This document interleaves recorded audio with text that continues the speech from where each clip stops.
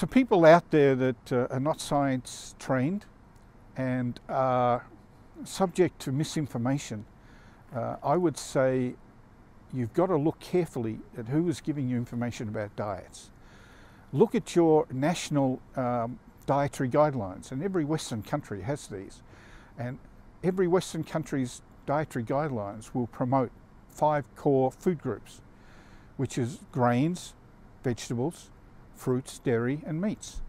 And the reason that is done is because we have thousands upon thousands of nutrition studies that show there are nutrients in each of those 5 groups you need.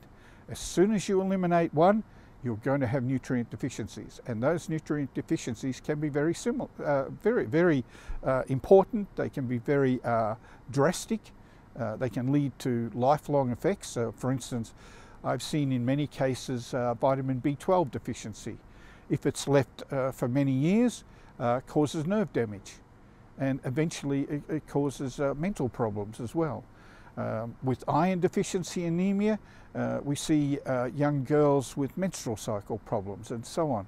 So these are very important health effects, and they're being controlled by people circulating information who are not equipped scientifically to give that information in a correct way.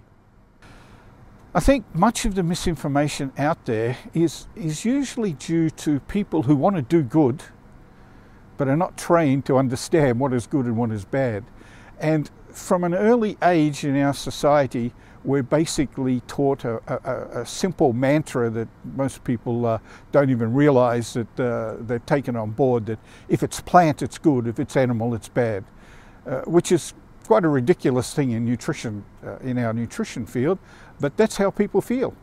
And many of them feel that way because they don't want to see animals hurt or killed or whatever, and the whole concept of killing an animal to eat it is repugnant to some people.